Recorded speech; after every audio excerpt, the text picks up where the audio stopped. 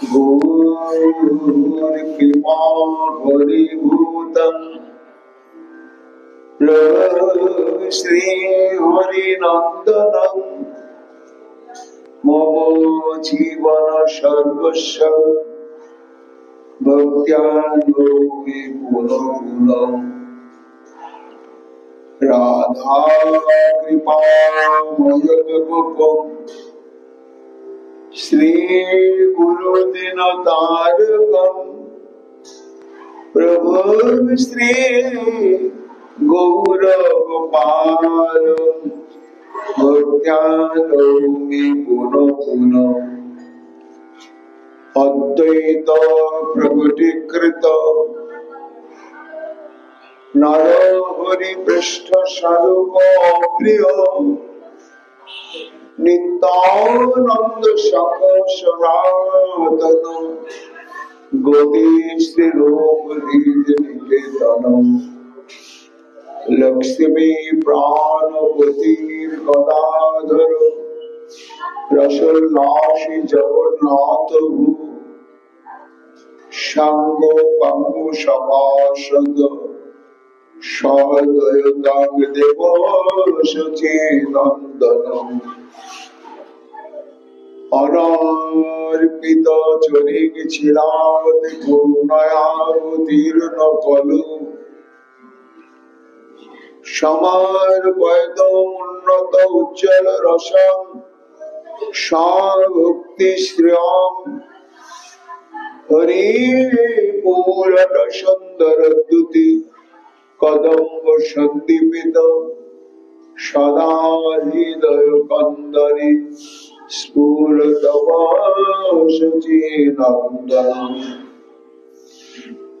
आनंद लीलामय विग्रहाय हेमावती छवि संदयाय तस्मै महाप्रभु रस प्रदाय चैतन्य चंद्राय नमो नमस्ते शंकर्षण कारण तय साई गर्भोदशाई च परम दिशाई शेषांश फला नित्यानंद राम शरणं ममास्तु गौरी प्रेम प्रदावैव सर्वत्र समदर्शिने नारायण सुताय च श्रीमन्नरहरये नमो नलिनो नेत्राय मेनोवाद्य विनोदिने राधाधनु सुधा पान शालिने गुणमालिने मुखं करोति वाचालं अंगुं लंघयते गिरिं यत्कृपा तमहं वन्दे परमानन्दमाधवम्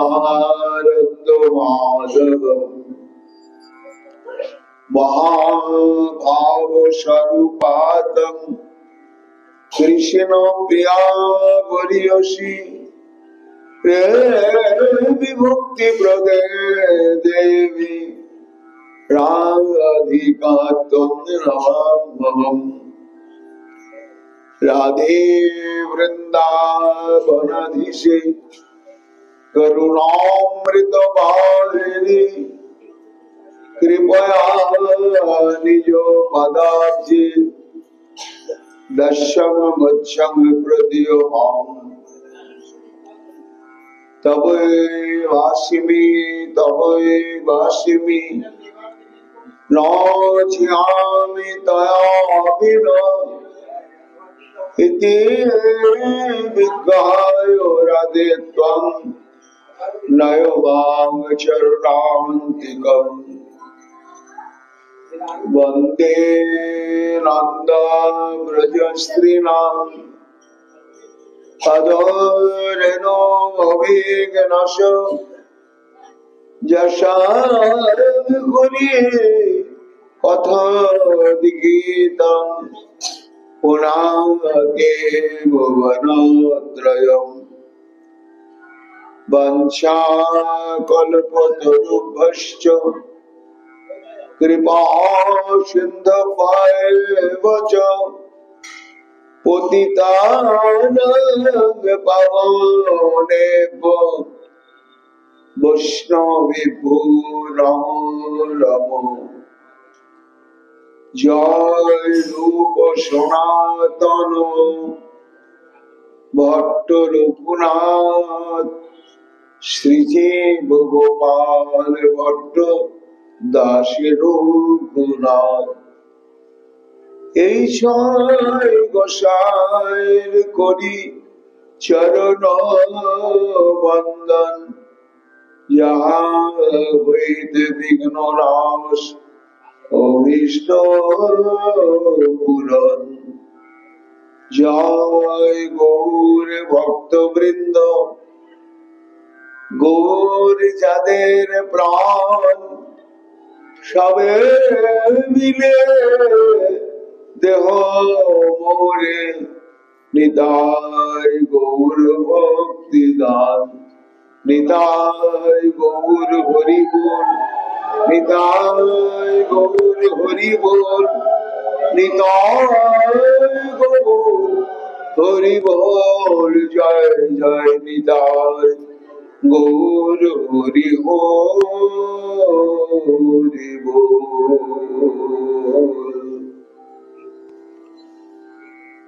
হরো হরির প্রাণ আমার গৌরাঙ্গ হে,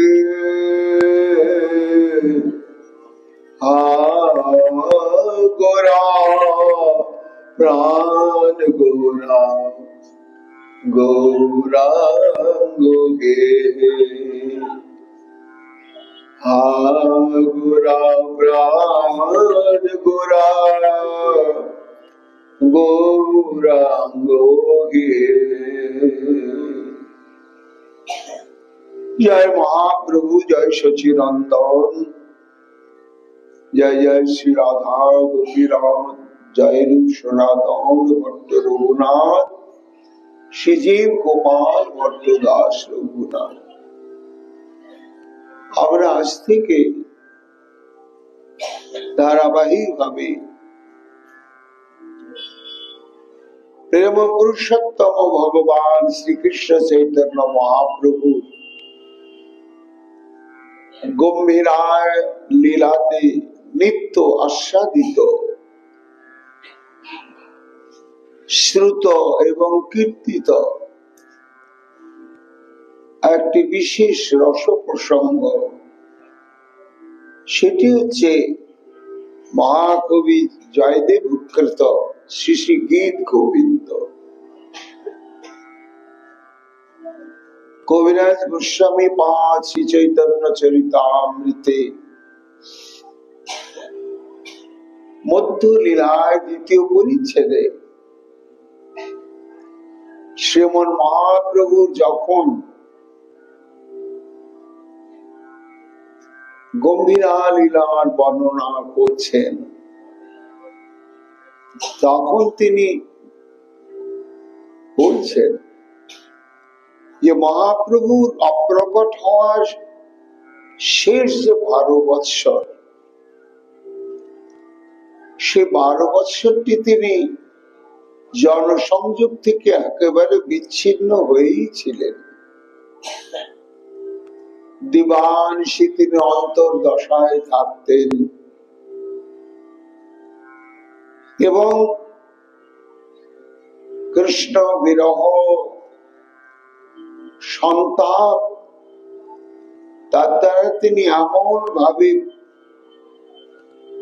প্রভাবান্বিত হতেন, সেই যন্ত্রণা সেই ব্যাধির উপশমের একমাত্র মহৌষধি ছিল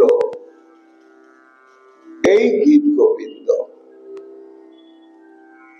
কবিরাজ গোস্বামী পাদ সেটি উল্লেখ করে বললেন, চণ্ডীদাস বিদ্যাপতি রায়ের নাটক গীতি কর্ণামৃত গীত গোবিন্দ মহাপ্রভু রাত্রি দিনে স্বরূপ রামানন্দ সনে শুনিয়া পায়েন আনন্দ। এই যে প্রসঙ্গটি বলা হলো সবই হচ্ছে নিগুড় রাধা গোবিন্দের মিলন বিরহ আত্ম খুব গভীর নিগুড় তাৎপর্যময়ী রসলীলা প্রসঙ্গ। চণ্ডীদাস এবং বিদ্যাপতি ঠাকুর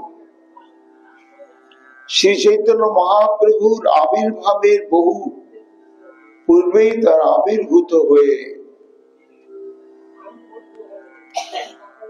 যখন রাধা গোবিন্দের এই নিগুড় লীলা তদানীন্তন ভারতবর্ষ বঙ্গভূমিতে অজ্ঞাতই ছিল, ঠিক সেই মুহূর্তে কবি বিদ্যাপতি এবং চণ্ডীদাস ঠাকুর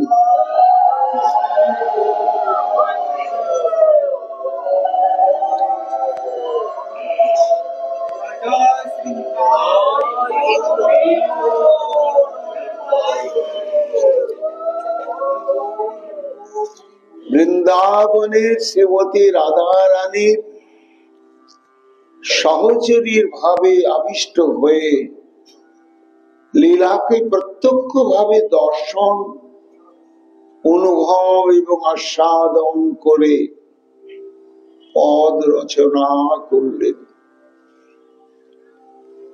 এবং তাদের পদাবলিতে সর্বপ্রথম আমরা শ্রীমতী রাধারানীর তত্ত্ব, তার স্বরূপ, তার মহিমা অবগত হলাম। সেই সমসাময়িক কালে কর্ণামৃত লীলাসুখ শ্রী বিল্লমঙ্গল ঠাকুর তিনি রসাবিষ্ট দশায়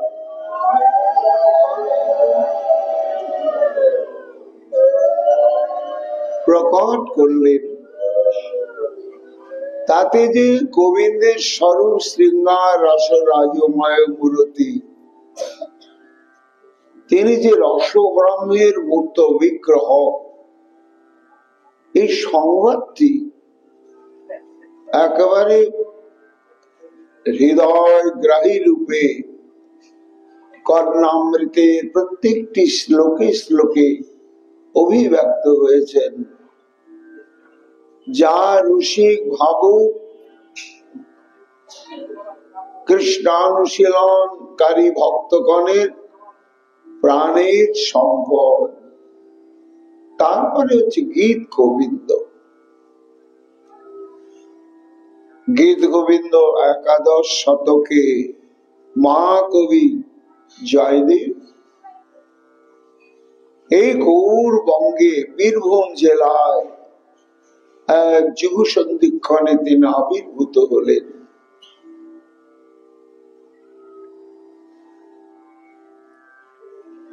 তার জীবনী অদ্ভুত।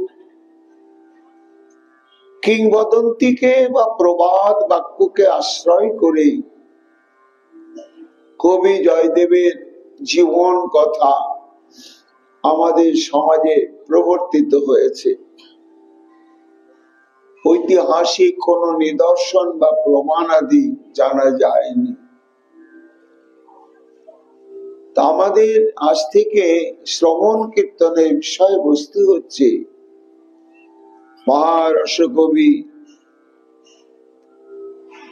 জয়দেব গোস্বামী কৃত শ্রী শ্রী গীত গোবিন্দ গ্রন্থ। এই গ্রন্থের প্রতিপাদ্য বস্তুই হচ্ছে অষ্টনায়িকা প্রকরণে রাধা গোবিন্দের যে পরমাদ্ভুত রসলীলা, সেই রসলীলাকে প্রাণবন্ত করে বর্ণন করেছেন, কীর্তন করেছেন, সঙ্গীত আকারে পরিবেশন করেছেন কবি জয়দেব। এবার গীত গোবিন্দকে জানতে গেলে গীত গোবিন্দের যে রচয়িতা, প্রবর্তক, তার জীবন কথা আমাদের জানা দরকার। কবি জয়দেবকে না জানলে, না বুঝলে, না অনুভব করলে গীত গোবিন্দের অন্তর্নিশ্চিত রসের স্বরূপ জানা যাবে না। তাই গবেষকগণ কবি জয়দেবের আবির্ভাব সম্পর্কে তারা অনেক গবেষণা করে সর্বশেষ ভক্তমাল গ্রন্থে বর্ণিত কবি জয়দেবের যে জীবনী কথা ব্যক্ত করেছেন লালদাস, যা প্রাচীন হিন্দি ভক্তমাল গ্রন্থের হুবহু অনুবাদ। তা এই অনুবাদকে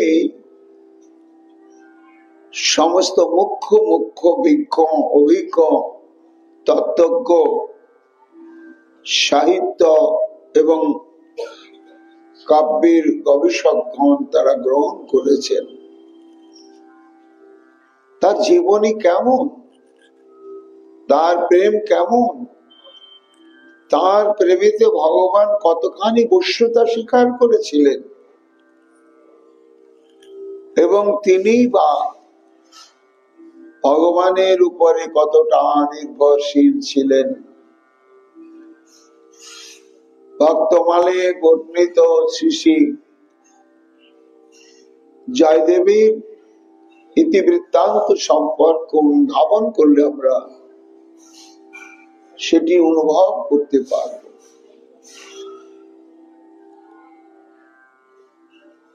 জন্ম তার বীরভূম জেলার কেন্দ্রবিল্ল গ্রামে অজয় নদীর তটে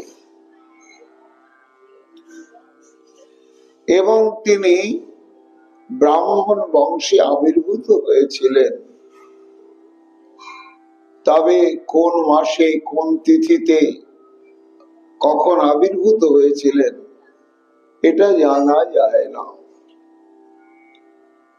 পিতার নাম হচ্ছে ভৌজদেব আর মাতার নাম হচ্ছে বামা দেবী। কিংবদন্তিকে আশ্রয় করে, প্রবাদ বাক্যকে নির্ভর করে কবি জয়দেবের জীবন সম্বন্ধে অনেক অনেক প্রবাদ বাক্য ছড়ানো রয়েছে এবং প্রচারিত রয়েছে। তার মধ্যে বিশ্ববিদ্যালয়ের গবেষকগণ, পাড়ার বিদগ্ধ গবেষকগণ এই ভক্তমাল গ্রন্থে বর্ণিত কবি জয়দেবের জীবনীকেই শ্রদ্ধার সঙ্গে গ্রহণ করেছেন এবং বর্ণনা করেছেন। আমরা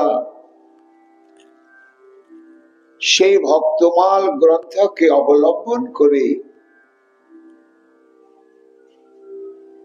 কবি জয়দেবের অদ্ভুত ভক্তিময় জীবন কথা শ্রবণ কীর্তন করব। ভক্তমাল প্রণেতা লালদাসজি বলছেন, এবে কহি শ্রীল জয়দেবের চরিত্র, শ্রবণ সুখদ আর পরম পবিত্র। অর্থাৎ শ্রী ভগবত কথা শ্রবণ কীর্তনের যে মহিমা, সেই মহিমা কবি জয়দেবের কথা প্রসঙ্গেই যে অবিকৃত ভাবে রয়েছে সেটি ঘোষণা করছেন। হে ভক্তগণ, আপনারা শ্রবণ করুন কবি জয়দেবের চরিত্র। তার চরিত্রকে না জানলে তার গীত গোবিন্দকে জানা যাবে না। সেই চরিত্র কথাটি কেমন? শ্রবণ সুখদ, অর্থাৎ শ্রবণ করতে থাকলে কর্ণ এবং মন স্নিগ্ধ শীতল হয়ে যায়। কবি জয়দেবের জীবন গাথার এমন একটি অলৌকিক বৈশিষ্ট্য, যদি চঞ্চল চিত্তবৃত্তি অন্যমনস্ক ভাব নিয়েও কেউ শ্রবণ করতে বসেন, সঙ্গে সঙ্গে তার চরিত্র গাথার খণ্ডিত খণ্ডিত কথা প্রসঙ্গই শ্রবণকারীর চিত্ত মনকে একাগ্র করে দেয় এবং শ্রবণে একটা সুখের অনুভূতি জেগে ওঠে। এমনি ভক্তি রসময় জীবন কথা কবি জয়দেবের। আর কি পরম পবিত্র, অর্থাৎ ভাগবতী কথা শ্রবণ করলে যেমন পুনাতি বিষয় বিদূষিত আশয়, অর্থাৎ মহাপবিত্র হয়ে যায় বিষয় বিদূষিত চিত্তবৃত্তি, ঠিক শ্রী শ্রী জগন্নাথ দেবের অভিন্ন স্বরূপ বলে ঘোষিত কবি জয়দেবের এই লীলা প্রসঙ্গ জীবনী কথা শ্রবণ করলে কি হয় না, কামনা বাসনা বিষয় ভাবনায় মলিন যে চিত্ত, সেই চিত্তটি মহাপবিত্র হয়ে যায়। নিতাই গৌর হরি বল। এবং তাকে তুলনা করছেন কবি চন্দ্রের সঙ্গে।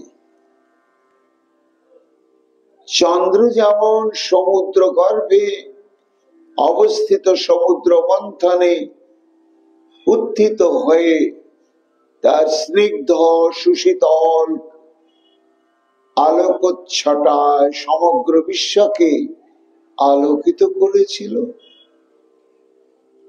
চন্দ্রকে সুধাকর বলা হয়। সুধা বিতরণ করে জগতের সমস্ত কষ্ট ব্যথা বেদনাকে দূর করেছিল।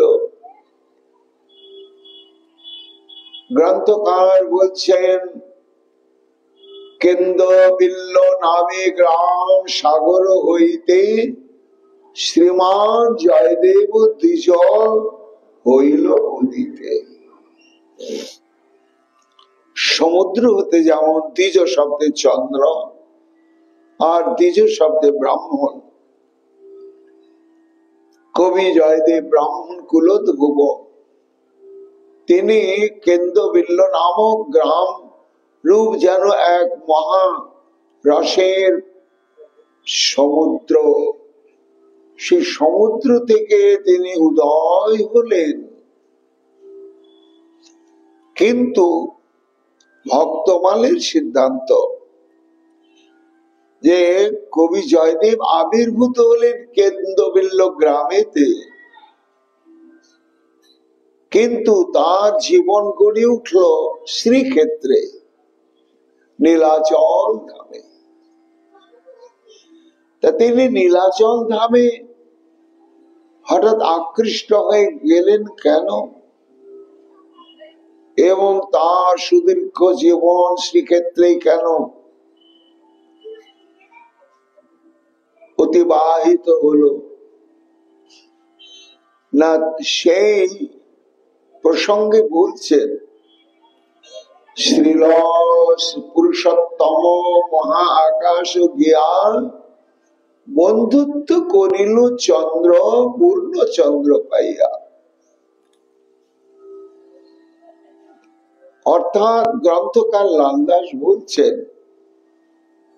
যে জয়দেব কবি চন্দ্ররূপে যেন কেন্দ্রবুল্ল গ্রাম রূপ মহাসমুদ্রে সমর্থিত হলেন, কিন্তু হয়ে তিনি বুঝলেন আমি পূর্ণ নয়, অংশ।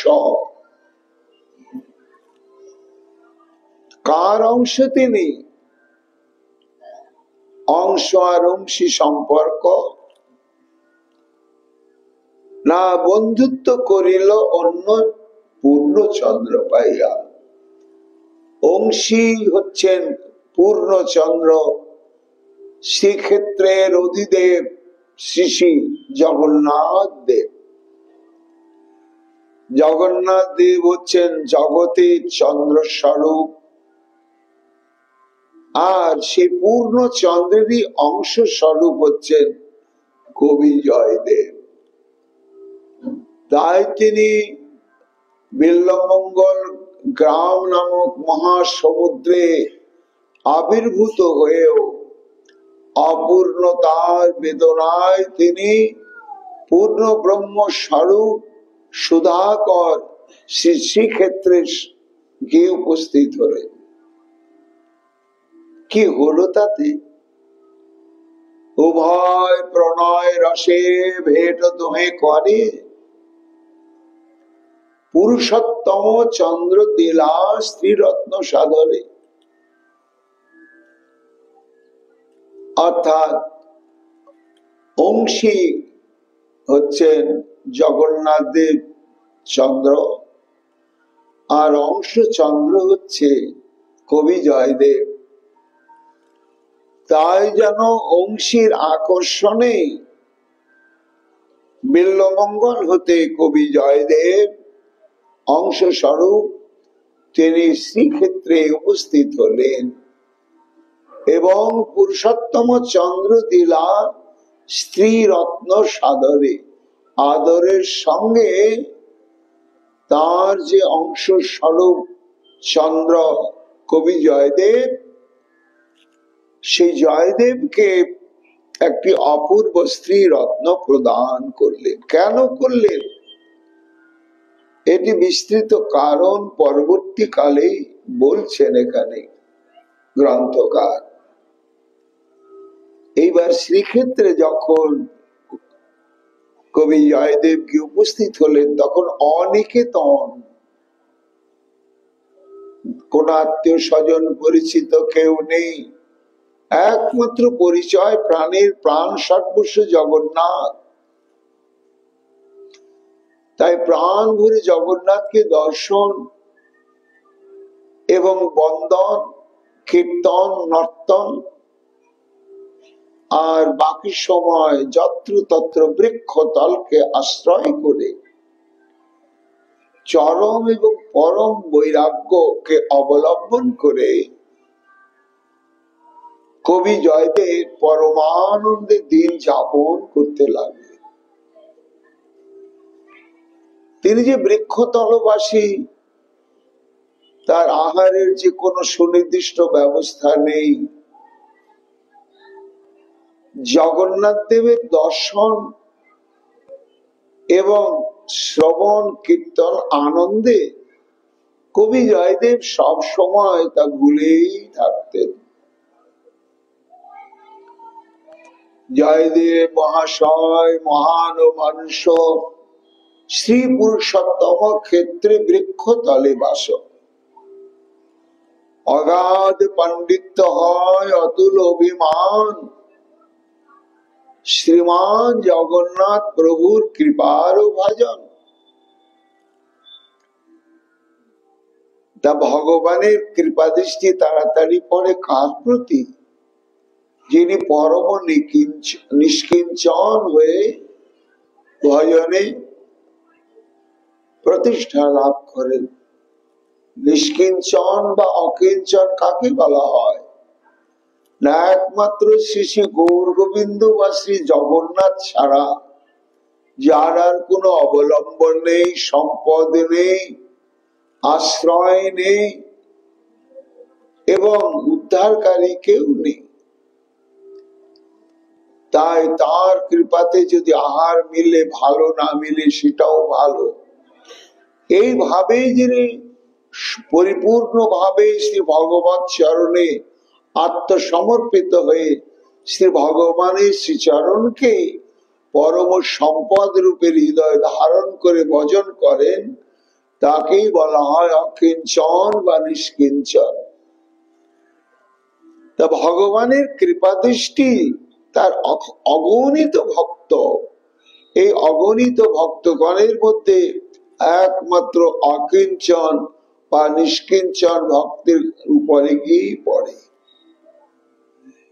এই জন্য তদানীন্তন শ্রীক্ষেত্রে কত লক্ষ কোটি জগন্নাথের প্রিয় ভক্তগণ তারাও ভজন করছিলেন, কিন্তু স্বতন্ত্র কৃপা গিয়ে বর্ষিত হতে শুরু করলো শ্রী জয়দেব গোস্বামীর ক্ষেত্রে।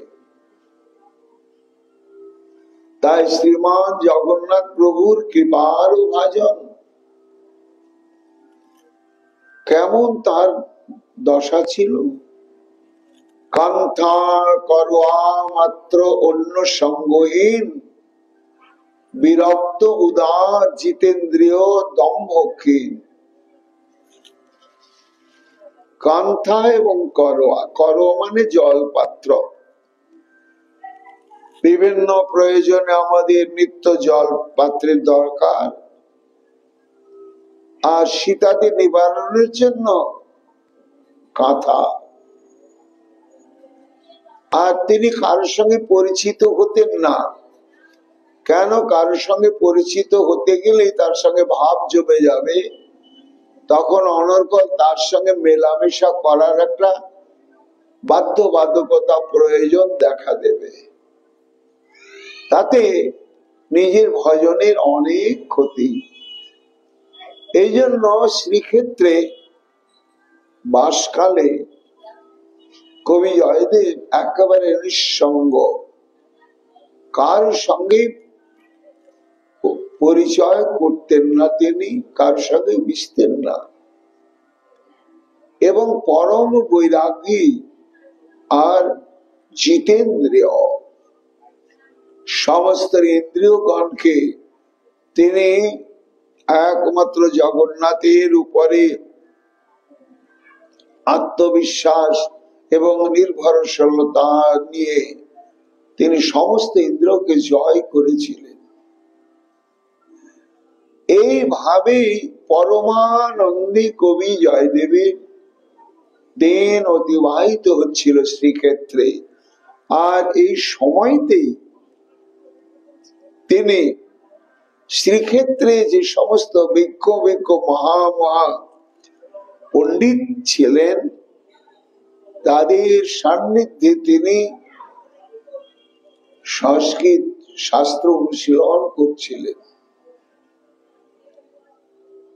ক্রমে ক্রমে তার বয়স যখন প্রাপ্ত বয়স, বিবাহযোগ্য হলো, সে সময় একটি অদ্ভুত ঘটনা ঘটল। দক্ষিণ ভারতের জনৈক ব্রাহ্মণ দম্পতি, তারা খুব ভগবত বিশ্বাসী, শ্রী শ্রী জগন্নাথ দেবের প্রতি তাদের প্রগাঢ় নিষ্ঠা। পূর্ব এক ব্রাহ্মণ যে অপত্যবিহীন, সে বিলাসী জগন্নাথে হইয়া সুধীন। তা সেই ব্রাহ্মণ দম্পতির কোনো পুত্র ছিল না, আর কোনো কন্যাও ছিল না। তো তাদের বিশ্বাস ছিল যে শ্রী জগন্নাথের উপরে নির্ভর করলে তার কৃপাতে তাদের বাসনা পূরণ হবে। তাই সে বিলাসী জগন্নাথই হইয়া সুধীন। প্রার্থনা করিল দ্বিজ সন্তান কারণ, প্রতিজ্ঞা করিলা হেতু প্রভুর তোষণ। দক্ষিণ ভারতে তখনকার দিনে এইরকম একটা নিয়ম সার্বজনীন ভাবে মানুষের জীবনে কাজ করত। যাদের কোনো পুত্র কন্যা হতো না, তারা শ্রী জগন্নাথ দেবের কাছে মানত করতেন, হে প্রভু, তোমার কৃপাতে আমার পুত্র বা কন্যা যাই লাভ হবে, তা প্রথমে পুত্র হোক বা কন্যা হোক, আমি নিজেদের প্রয়োজনে নিজেদের সংসার বন্ধনে তাকে বেঁধে রাখবো না, সারা জীবনের জন্য তোমার দাসানুদাস হয়ে যেন তোমার সেবা করতে পারে। এই জন্য পুত্রই হোক আর কন্যা হোক, জন্মগ্রহণ করার পরে তারা যখন প্রাপ্ত বয়স্ক হবে, তখন প্রভু তোমার সেবক বা সেবিকা রূপে তোমার চরণেই সমর্পণ করব। এইভাবে মানা মানত করে সংকল্প চিত্তে তদানীন্তন দক্ষিণ ভারতের সমস্ত ভক্তগণ শ্রী শ্রী জগন্নাথ দেবের আরাধনা করতেন। এখন সেই দম্পতি তিনিও ওই একই নিয়মে জগন্নাথ দেবের কাছে প্রার্থনা করতে লাগলেন, হে প্রভু, কন্যা কিংবা পুত্র যাহা প্রথমে জন্মিবে, দাসী কিংবা দাস মতে চরণে সেবিতে। প্রভু, তোমার কৃপাতে আমাদের পুত্রই হোক আর কন্যা হোক, যাই হবে, প্রথম পুত্র বা কন্যা আমরা আমাদের জীবনের উদ্দেশ্যে নিজেদের কাছে রাখবো না, হয় দাসী হয়ে কিংবা দাস হয়ে তোমার চরণে সেবা করবে। এই সংকল্প নিয়ে নিত্য তারা শ্রী শ্রী জগন্নাথ দেবের উদ্দেশ্যে তুলসী পুষ্পাদির দ্বারা আরাধনা করতেন। জগন্নাথ দেবের কি মহিমা, অশেষ কৃপা! কতক দিবসে এক কন্যা জন্মিল, কর্মযোগ্য কাল যাবে বয়স হইল। গ্রন্থকার বলছেন, সত্যি সত্যি জগন্নাথ দেবের অশেষ কৃপায় সেই দম্পতির ঘর আলো করে এক স্বর্গীয় দেবীগণের ন্যায় পরম সৌভাগ্য সুলক্ষণ যুক্ত এক কন্যা জন্মগ্রহণ করলে।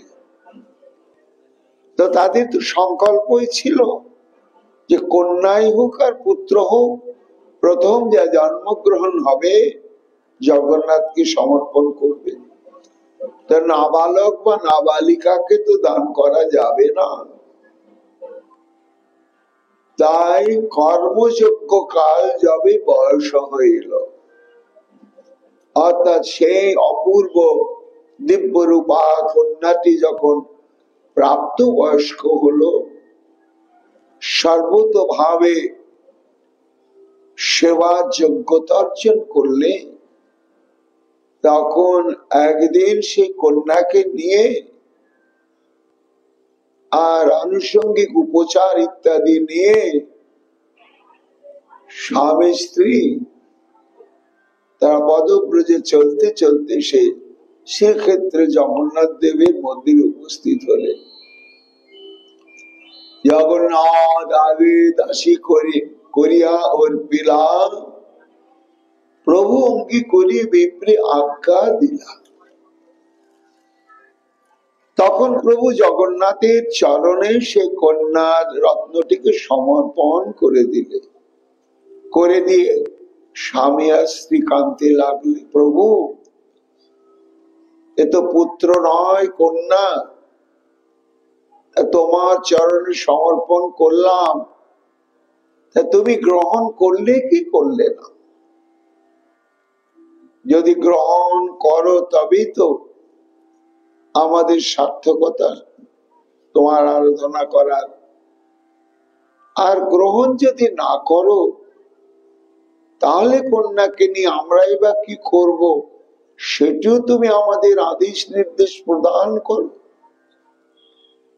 এই বলে কন্যা রত্নটিকে শ্রী শ্রী জগন্নাথ দেবের চরণে সমর্পণ করে তারা খুব কাঁদতে লাগলেন। যখন কাঁদতে লাগলেন, তখন জগন্নাথ দেব সন্তুষ্ট হয়ে প্রত্যাদেশ করলেন যে হে ব্রাহ্মণী, তোমরা দুশ্চিন্তা করিও না, তোমাদের এই কন্যা রত্নটিকে আমি যথাবিহিত ভাবে গ্রহণ করলাম। লইনু তোমার কন্যা হইল মোর দাসী। তোমার কন্যাকে আমি গ্রহণ করলাম, কিন্তু আমার কাছে আমি রাখবো না। তারা বললেন, প্রভু কি বলছে তুমি? যখন শ্রী শ্রী জগন্নাথ দেব প্রত্যাদেশে বললেন যে দেখো বিপ্র, আমারই স্বরূপ, অভিন্ন স্বরূপ, আবার আমার পরম ভক্ত এবং পরম বিরক্ত উদাসীন আমার একজন দাস আছে। সে এই শ্রীক্ষেত্রে বাস করে। তার নাম কি প্রভু? জগন্নাথ দেব বললেন, জয়দেব নাম হয় অমুক স্থানেতে, তাহারে লইয়া কন্যা দানব তুরিতে। আমি তো কন্যাটিকে গ্রহণ করে নিলাম, এটা এখন আমার সম্পত্তি হয়ে গেল, কিন্তু এর সম্পর্কে আমার কিছু বক্তব্য আছে, তোমরা শোনো। ওই যে আমারই অভিন্ন স্বরূপ পরম বিরক্ত এবং ব্রাহ্মণ কুলত ভব রসিক ভাবুক পরম জ্ঞানী জিতেন্দ্রীয়, এত এত গুণ, তার নাম হচ্ছে জয়দেব গোস্বামী। এই শ্রীক্ষেত্রে এক বৃক্ষ তলে অবস্থান করে। তাহারি লইয়া কন্যা দানবোত্তরীতে, যাও, কন্যাকে আর আমার কাছে রাখতে হবে না, তোমরা এই কন্যাকে নিয়ে তার কাছে যাও, কি তাকেই প্রদান করো। বলে, প্রভু তোমাকে অর্পণ করলাম, আবার না না, সংশয় কিছু মনে আনবে না। কেহ মোর দাস তব কন্যা হবে দাসী, অতএব তাহে মুই পাব সুখ রাশি। তোমার কন্যাটি যেমন সর্বতভাবে মনোপ্রাণ আমাদের সমর্পণ করে দিয়েছে, আর তোমরাও তাকে অর্পণ করে দিলে আমার কাছে, ঠিক এইরকমই আমাদের সমর্পিত চিত্ত আমার অতীব প্রিয় দাস জয়দেব গোস্বামী। কাজেই এই তোমার কন্যাটি আমার প্রিয় দাস কবি জয়দেবের দাসী হবে, তাতে আমারই গ্রহণ করা হলো এবং তাতে আমারই বাসনা পূরণ হলো। এতে আদেশ বিপ্র পাইয়া ততক্ষণে যথা জয়দেব সাধে গেলা তৎস্থানে। এখন স্বয়ং ভগবান প্রত্যাদেশ করলেন, তাকে তো উপেক্ষা করা যায় না।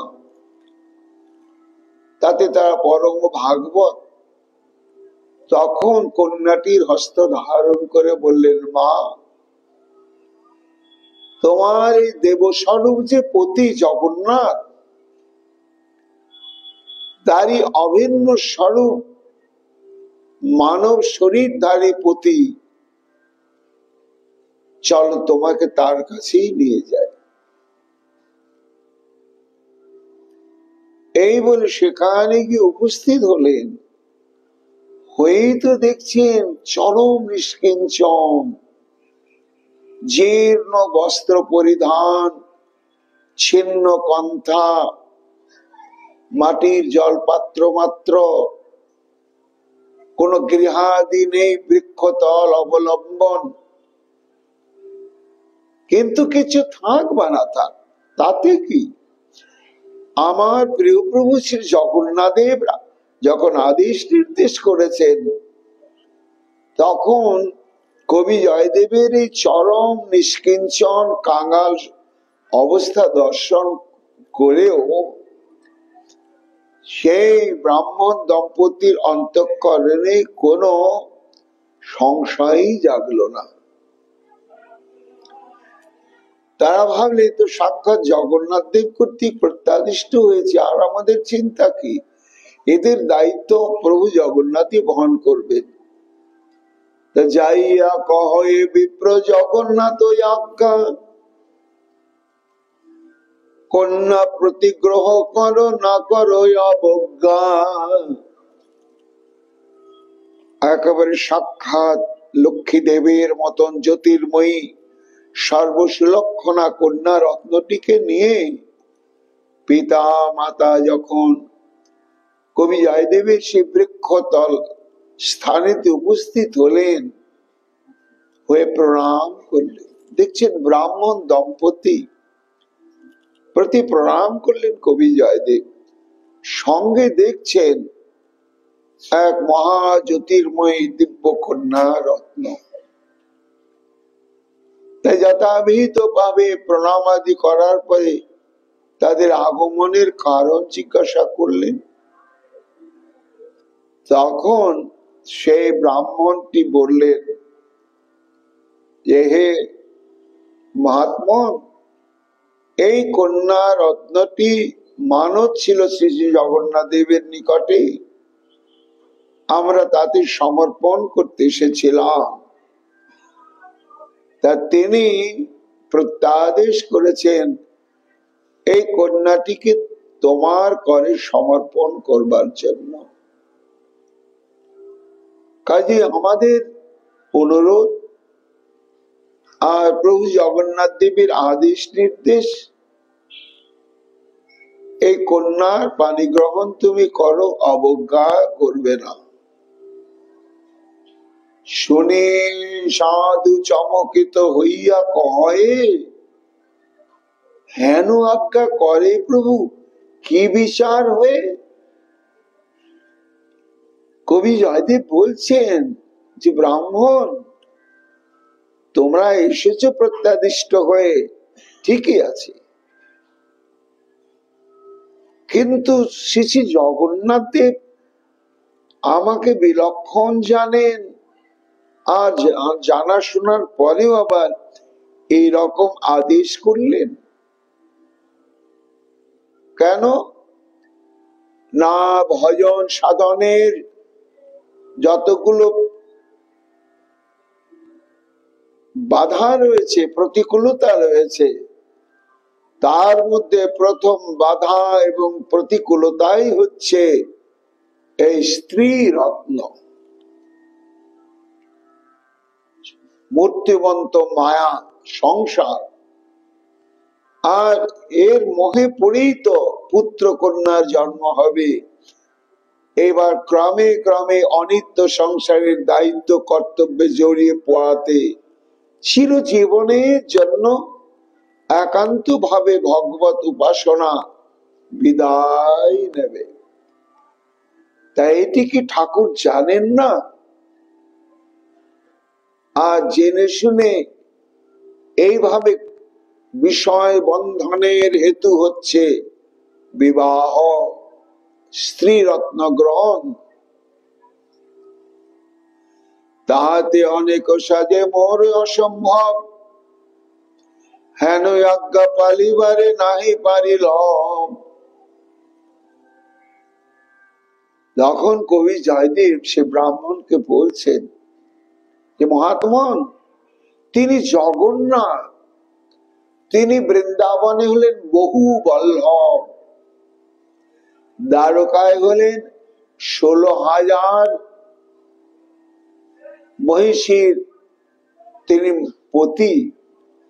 কাজে তার সব সাজে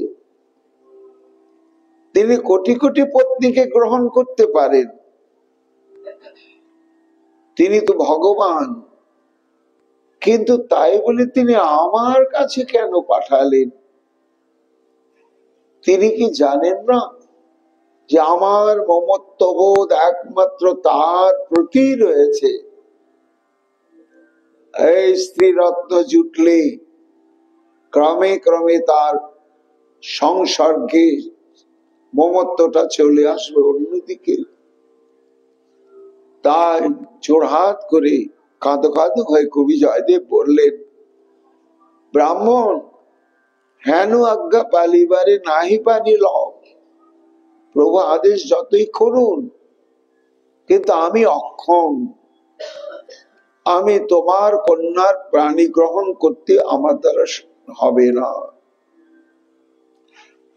কৃপা নহে তোমরে অকৃপার হেতু, বিড়ম্বন মাত্র এই নিগ্রহের সেতু।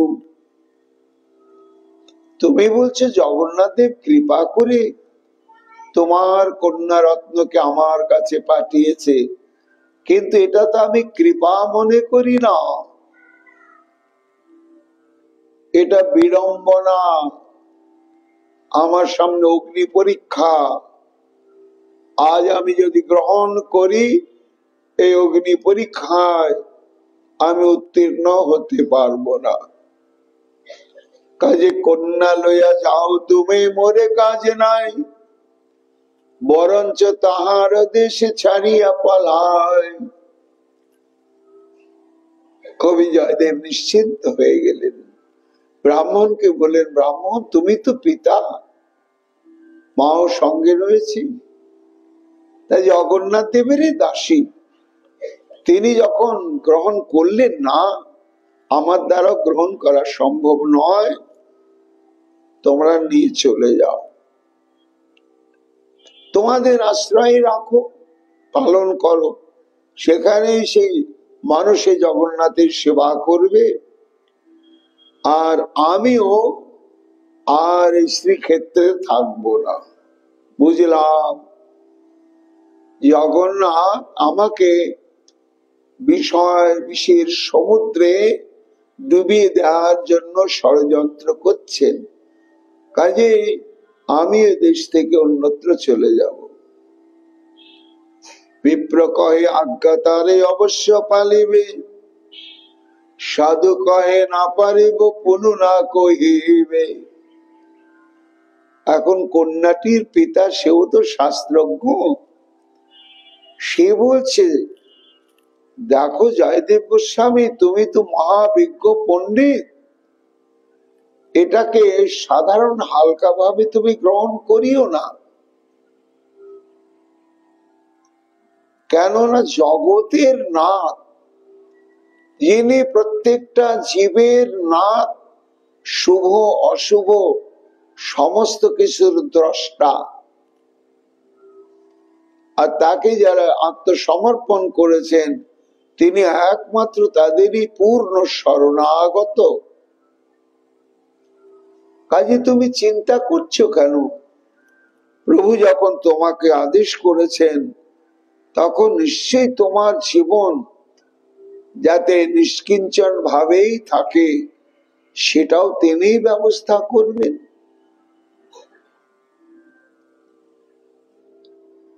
বিপ্র কয় আজ্ঞা তার অবশ্য পালিবে, সাধু কয় না পারিব পুনঃ না কহিবে। কবি জয়দেব একেবারে দৃঢ় সংকল্প হলেন যে আমি কোন কন্যা রত্ন গ্রহণ করব না, একেবারে প্রতিজ্ঞা করে বসলেন।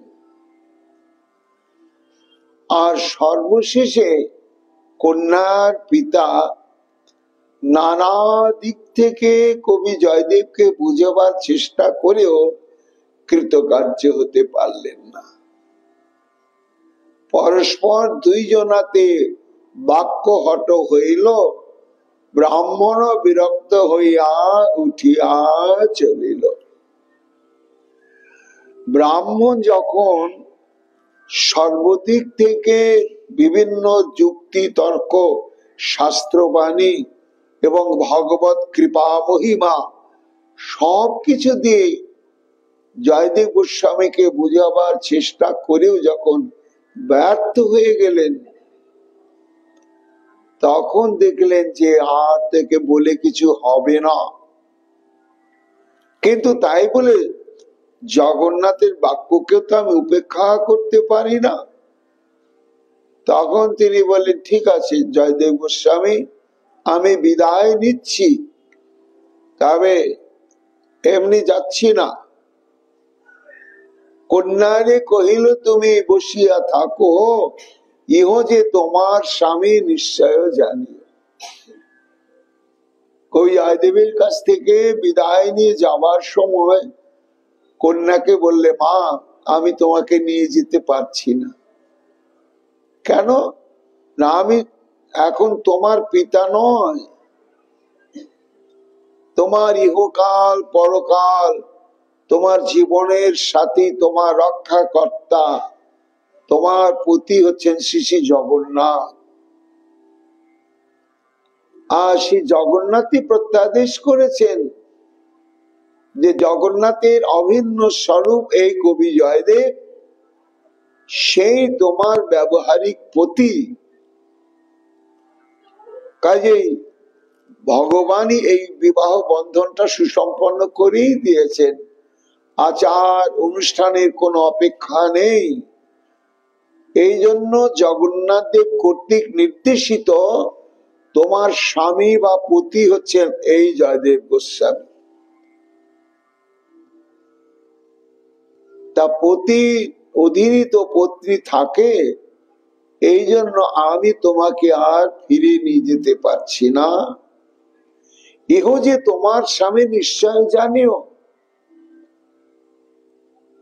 এই বলেই ব্রাহ্মণ আর কার বিলম্ব করলেন না, জগন্নাথ দেবীর চরণ স্মরণ করে সেখান থেকে বিদায় দিলেন। সেই বৃক্ষ তলে নিষ্কিঞ্চন জয়দেব গোস্বামীর অনতি দূরে অধো বদনে পদ্মাবতী কন্যাটি বসেই রইলেন। পদ্মাবতী নামে কন্যা পত্নী সমান বসিয়া রহিল সেই সাধু সন্নিধান। বসেই রয়েছে, সন্ধ্যা হয়ে আসছে। জয়দেব বলছে,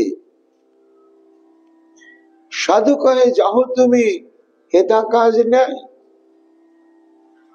দেখো তুমি কেন এখানে বসে রইলে, তোমার পিতৃদের সঙ্গে তুমি কেন গেলে না? আমি তো তোমাকে গ্রহণ করতে পারছি না, তুমি আমায় ক্ষমা করো। কাজে এখানে আর তোমার বসে থাকা উচিত নয়। এইবার তোমার সম্বন্ধে তুমি নিজে নিজে সিদ্ধান্ত নাও। কাঁদিয়া কহে কন্যা করুণা জানায়। এই কথা যখন কবি জয়দেব বললেন, তখন পদ্মাবতী কাঁদতে লাগলেন। কি বললেন? হে পতি দেবতা, পিতা সমর পেল আর জগন্নাথ আজ্ঞা, তুমি যে আমার স্বামী এমর প্রতিজ্ঞা। তুমি আমাকে গ্রহণ করো বা না করো, স্পর্শ করো বা না করো, স্বীকৃতি দাও বা না দাও, আমি তোমার রূপ যৌবনে ভুলে তোমাকে প্রতিরূপে বরণ করিনি। তোমাকে আমি চিনতাম না, জানতাম না। শ্রী শ্রী জগন্নাথ দেবী আমার প্রতিরূপে তোমাকে নির্ধারিত করে ঘোষণা করেছেন। কাজেই আমি তোমাকে ছাড়া আর কিছু জানি না, আর কোথাও যাবই না। তুমি যে আমার স্বামী এমনও প্রতিজ্ঞা, তুমি যদি করো ত্যাগ আমি না ছাড়িব, কায় মনোবাক্যে তবে চরণ সেবিব। বাপ পিতা এখানে আমাকে রেখে গেলেন তোমার চরণ তলে, হে গোস্বামী পাদ, আমিও এখান থেকে আর কোথাও যাব না। তাতে যদি আমার মৃত্যু হয় হোক, আমি তোমার চরণ ছাড়া আর কাউকে জানি না। কেন না, তুমি আমার জগতের নাথ শ্রী শ্রী জগন্নাথ দেবের কর্তৃক প্রদত্ত আমার প্রতিদেবতা। এই বলে পদ্মাবতী হাউ হাউ করে কাঁদতে লাগলেন এবং শ্রীক্ষেত্রের ভূমিকে স্পর্শ করে বললেন, আমি পতি ছাড়া জগতে আর কিছু জানি না, আর কোথাও যাব না। তখন কবি জয়দেবের চিত্ত একটু কোমল হলো, দ্রবীভূত হলো। এত শুনি জয়দেব বিচার করে, জগন্নাথ ইচ্ছা কবু অন্যথা না হয়। তখন জয়দেব মনে মনে ভাবছেন, ঠাকুর তুমি নাটের গুরু, এখন কি করি? তোমার বাক্য পালন করাও তো আমার একটা ভজন, যেহেতু তোমাকে আমার ইহকাল পরকালের প্রভু বলে অঙ্গীকার করেছি, তাহলে জগন্নাথ ইচ্ছা কব অন্যতা না হয়, যে হোক অঙ্গে করিতে হইল, বুঝিলাম মায়ার রজ্জু গলায় লাগিল। এখন কবি জয়দেবের বিবেকেও একটা বাধা এসে উপস্থিত হলে, যে জগন্নাথ দেব পাঠিয়ে দিয়েছেন, আমি তো এদেরকে চিনি না, এরাও আমাকে কোনোদিন চেনে না দেখেনি। কাজেই যে জগন্নাথ দেবকে আশ্রয় করি আমি সংসার পরিত্যাগ করে এখানে অবস্থান করছি, সেই জগন্নাথের বাণীকে উপেক্ষা করা জগন্নাথ দেবকে কষ্ট দেওয়াই হবে। তখন রাত্রি গভীর থেকে গভীরতম হয়ে গেল, কন্যাটি বসেই রয়েছেন। শেষে তখন কবি জয়দেব তাকে অঙ্গীকার করলেন, করে বললেন, যাক জগন্নাথ দেব আমার গলায় এইভাবে একটা মায়া রজ্জু বেঁধে দিলেন, তারই ইচ্ছা। কিন্তু আমার জীবনে কোন রমণীর তো ভূমিকা নেই, আমি নিষ্কিঞ্চন বৃক্ষতলবাসী, সংসার কিছু নেই, যে ঝাড় ঝাঁটা লেপা পোছা রান্না বাড়া গৃহকর্মাদ ইত্যাদি এসবের কিছু দরকার। কিন্তু এ তো হচ্ছে দাসী, রমণী, রত্ন, একে তো একটা সেবা কাজের মধ্যে যদি ডুবিয়ে রাখা না হয়, তাহলে তো আমারও চিত্ত বিকার, তারও চিত্ত বিকার উপস্থিত হবে। তখন তিনি কি করলেন, ইহা ভাবি তারি অঙ্গীকার করি কহে, তবে এক ঝোপড়া বাঁধিয়া রহতাহে। তখন সেই বৃক্ষের নিকটে খড়কুটা দিয়ে একটা ঝুপড়ি ঘর বানালেন। রমণী তো অনাবৃত স্থানে তো জীবন অতিবাহিত করতে পারবে না, একটা আশ্রয়ের দরকার, ঘরের দরকার। তা সেটি একেবারে মূল্যবান গৃহ নয়, ঝোপড়া বাঁধিয়া একটা ঘর নির্মাণ করে দিলেন। বলে এইখানেই তো পদ্মাবতী থাকবে, কিন্তু তার কিছু তো কাজের ব্যস্ততা চাই। তখন শ্রী রাধা মাধব নাম ঠাকুরের হইলা, তখন শ্রী শ্রী রাধা মাধব বিগ্রহ সে ঝুপড়ির মধ্যে প্রতিষ্ঠা করলে, করে বললে, দেখো পদ্মা, আমার সেবা করাটাই তো তোমার জীবন সাধনা, কিন্তু তোমার সেবা নেয়ার মতন আমার জীবন নয়। আমি সর্বক্ষণ ভগবানের শ্রবণ কীর্তন এবং স্মরণে ডুবে আছি এবং ডুবেই থাকবো। কাজে প্রতিরূপে পত্নীর সেবা গ্রহণ করার মতন অবসর মানসিকতা আমার নেই। কিন্তু তুমি তো হলে সেবা মূর্তি, সেবা ছাড়া তুমি থাকতে পারবে না। তাই তোমাকে একটা সেবা সৌভাগ্য প্রদান আমি করলাম। এই বলে রাধা মাধব বিগ্রহ স্থাপন করে তার পরিচর্যায় পদ্মারে নিয়োজিলাম, রাধা মাধবের দাসী করিয়া অর্পিলা। আজ থেকে তুমি রাধা মাধবের সেবিকা, নিরন্তর তার পরিচর্যা করবে। একেবারে মঙ্গল আরতি থেকে শয়ন আরতি, যত কিছু সমস্ত সেবা কর্ম করবে। পদ্মার মহিমা কেবা কহিবে অবধি, যথা দেবা তত দেবে নিরমিলা বিধি। গ্রন্থকার তাদের জীবন আদর্শের মহিমা অনুভব করে বলছেন, হে ভক্তগণ, যেন বিধি বিধাতা কর্তৃক এক অপূর্ব মিলন ঘটল।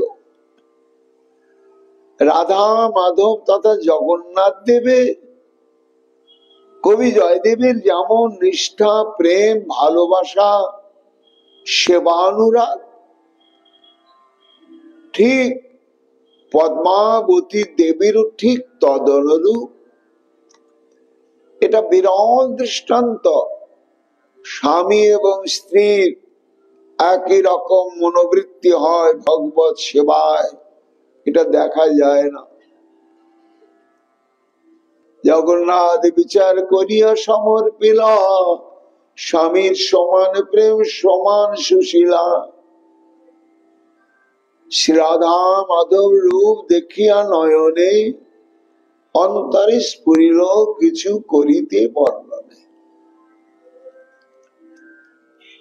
এইবার গ্রন্থকার লাল দাস, ভক্তমালের গ্রন্থকার, তিনি বলছেন, ভক্তগণ, এই যে গীত গোবিন্দ রচনা করলেন, এই অনুপ্রেরণা কবে কিভাবে কবি জয়দেবের অন্তরে উদয় হলো, সেই প্রসঙ্গটি এখানে বলছেন। মানুষের জীবনে যখন এক অত্যাদ্ভুত ধারণাতীত সুখ এবং আনন্দ অনুভব হয়, তখন সেই সুখানুভূতিটি ভাষা, ছন্দে, ভাবে, প্রেমে, রসে অভিব্যক্ত হয়ে পড়ে। আর সেই ভাষার বন্ধনে প্রকাশিত বস্তুটির নামই হয় রসগ্রন্থ। তাই লাল দাস বলছেন, শ্রী রাধা মাধব রূপ দেখিয়া নয়নে, অন্তরে স্ফুরিল কিছু করিতে বর্ণনে। শ্রীমদ ভাগবত অনুশীলন করতেন কবি জয়দেব। সেই শ্রীমদ ভাগবতে দশম স্কন্ধে রাস পঞ্চাধ্যায়ে গোপী প্রেমের বিচিত্র ভাবের কথা বর্ণনা করা হয়েছে। আর এই প্রেমকে সর্বক্ষণ নবায়মান করে রাখার একটা অপরিহার্য উপাদানই হচ্ছে মান লীলা। অহেরিব গতি প্রেমনা স্বভাব কুটিলা ভবেৎ হেতর হেতস্য জুনর্মানও দঞ্চতি। প্রেম যেখানে সেখানে মান থাকবেই, আর মানের দ্বারা প্রেমটি সর্বক্ষণ নবায়মান রূপে আস্বাদিত হতে থাকে। শুধু তাই নয়, এই প্রেমেতে আশ্রয়ের যে মান, সে মানটি বিষয় স্বরূপ ভগবানের অত্যন্ত সুখের কারণ হয়। প্রিয়া যদি মান করি করে ভৎসন, বেদস্তুতি হইতে তবে হরে মর্মন। কবি জয়দেব ভাগবত অনুশীলন করতে গিয়ে রাস পঞ্চোধ্যায়ে অষ্টনায়িকা প্রকরণের সূত্রগুলো প্রাপ্ত হলেন। কবি সারিকা, বাসক সজ্জিকা, উৎকণ্ঠিতা, বিপ্রলব্ধা ইত্যাদি ইত্যাদি। সাক্ষাৎ রাধা মাধবের দর্শন আর তার লীলা স্ফূর্তি সেটি অন্তরে উপচে পড়তে লাগলো। কিভাবে উপচে পড়তে লাগলো? না, অন্তরের উদিত ভাবসমূহ করকমলে লেখনীতে এসে সেটি লেখা রূপে, অক্ষর রূপে রূপায়িত হতে লাগলে। অন্তরে স্ফুরিলা কিছু করিতে বর্ণন। তখন রাধা মাধবীর সম্মুখে নিত্য রাস লীলাদি পঠন পাঠন করতে করতে রাধা গোবিন্দের যে এই সম্ভব, একেবারে সংক্ষিপ্ত সংকীর্ণ সম্পন্ন সমৃদ্ধবান সম্ভব এবং বিপ্রলম্ব ইত্যাদি বিষয় বর্ণনের জন্য অন্তঃকরণে অনুপ্রেরণা জেগে উঠল। অন্তরে স্ফুরিলা কিছু করিতে বর্ণন। তা তিনি ছিলেন পরম সঙ্গীত বিশারদ। আমরা পরে জানব যে কবি জয়দেব এবং পদ্মাবতী এরা উচ্চকোটির সঙ্গীত সাধিকা এবং সাধক। তার প্রমাণ ইতিহাস তুলে ধরে রেখে দিয়েছে, আমরা পরে আলোচনা করব। তা কবি জয়দেব তার বর্ণনের বিষয়বস্তুর নামকরণ করলেন গীত গোবিন্দ। তা গীত গোবিন্দের তাৎপর্য কি? না, গোবিন্দের লীলা কথাকে তিনি বিশেষ রাগ রাগিনীকে আশ্রয় করে সঙ্গীত আকারে তিনি নিজে কীর্তন করলেন এবং বর্ণনা করলেন। তার সঙ্গীতময় শ্রী গোবিন্দের লীলা কথা, তারই নামই হচ্ছে গীত গোবিন্দ। আবার যে সঙ্গীতের দ্বারা শ্রী গোবিন্দ আমার আরাধিত হলেন, অর্চিত হলেন, সেবিত হলেন, সেই গীতকে বর্ণনা করা হলো গীত গোবিন্দ নামে। দ্বাদশ সর্গ বিশিষ্ট, এগুলো আমার পরে আলোচনা করব। তা গীত গোবিন্দ দ্বাদশ সর্গ বর্ণিল, অপূর্ব সুচমৎকার ভুবন ভরিল। অর্থাৎ গীত গোবিন্দ রচনা হওয়ার সঙ্গে সঙ্গে ছড়িয়ে পড়লে পরম্পরাক্রমে কবি জয়দেবের কণ্ঠ নিঃসৃত গীত গোবিন্দের গান যারা ভক্ত মন্ডলী মাতৃমন্ডলী শ্রবণ করলেন, করতে করতে তারাও কণ্ঠস্থ করে নিলেন এক নূতন সংবাদ, নূতন আস্বাদন। ক্রমে ক্রমে সমগ্র গৌড়বঙ্গে ছড়িয়ে পড়ল, শ্রীখণ্ডে উৎকল প্রদেশে ছড়িয়ে পড়ল, এবং সেটি গিয়ে পৌঁছালো কোথায়? অদ্যাবধি জগন্নাথ ত্রিসন্ধ্যা যে গীত, না শুনিলে নাহি হয় নিদ্রাহার নিত। ক্রমে ক্রমে যাকে কেন্দ্র করে, যাকে অনুভব করে স্ফূর্তিতে এই সঙ্গীতময় লীলা কথা প্রকটিত হলো, সেটি এতই ভগবানের অত্যন্ত প্রিয় যে আজ পর্যন্ত শ্রীক্ষেত্রে ত্রিসন্ধ্যা গীত গোবিন্দের গান না হলে জগন্নাথের সুখ হয় না। এখনো সেখানে গীত গোবিন্দের গান করতে হয়। কি কব বই মাতার শ্রীহস্তে আপনে, লিখলা পুস্তকে হরিমান প্রকরণে। এরপরে ভক্তমাল প্রণেতা লাল দাস বলছে, ভক্তগণ, এই যে গীত গোবিন্দ যে ভগবানেরই এক অন্তরের খুব সুখের এবং কাম্য বস্তু, তা তিনি নিজেই সাক্ষ্য দিয়ে প্রমাণিত করে দিলেন জগতে। কি প্রমাণ করলেন? কি কব মহিমাতা শ্রীহস্তে আপনে, লিখলা পুস্তকে হরি মান প্রকরণে।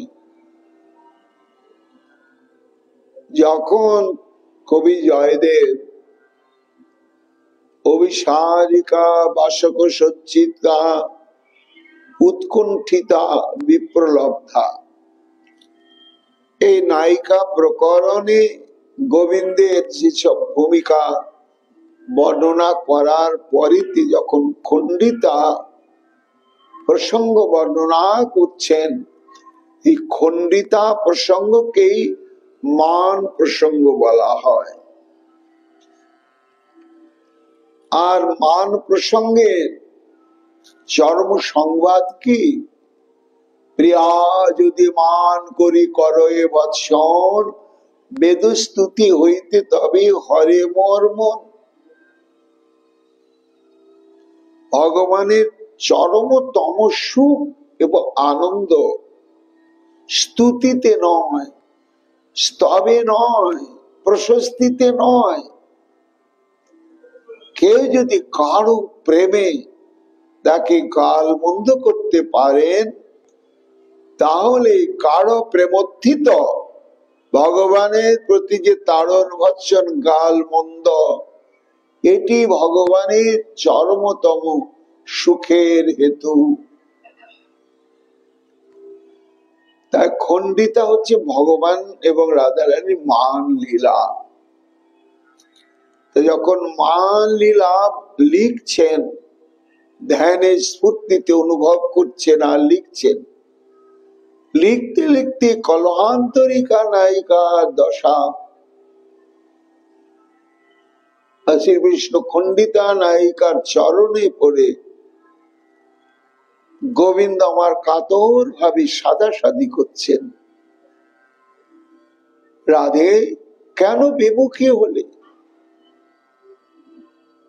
একটু শুধু তাকাও, আর একটু আমার পানে একটু হাসো, একটু কথা বলো। বদসী যদি কিঞ্চিত দন্ত রুচি কৌমদি, হরতি দরতি বীরমতি ঘোরম। একে একে স্তুতি করে চলেছেন রাধারানীর মান ভঙ্গ করবার জন্য। শেষে কিছুতেই যখন ভঙ্গ হচ্ছে না, তখন বাস্তবের ভূমিতে দাঁড়িয়ে শ্রী গোবিন্দ আমার আর্তনাদ করে বললেন, রাধে গো, স্মর গরল খণ্ডনম মম শিরসি মণ্ডনম। অর্থাৎ আমি কন্দর্প পীড়ায় কন্দর্পানলে প্রচলিত হয়ে যাচ্ছে, আমার অন্তর বাহির চলে যাচ্ছে। এই পীড়া প্রশমনের, এই কন্দর্প জ্বালা প্রশমনের একমাত্র মহৌষধি হচ্ছে তোমার চরণ। নিতাই গৌর হরি বল। হা রাধে, তোমার ওই চরণ। তাই স্মর গরল খণ্ডনম, ওই চরণ আমার সমস্ত কন্দর্প বিষের জ্বালাকে খণ্ডন করতে সমর্থ। এবং স্মর গরল খণ্ডনম মম শিরসি মণ্ডনম, আর আমার মস্তকের ভূষণ। কবি জয়দেব এই পর্যন্ত লিখলেন।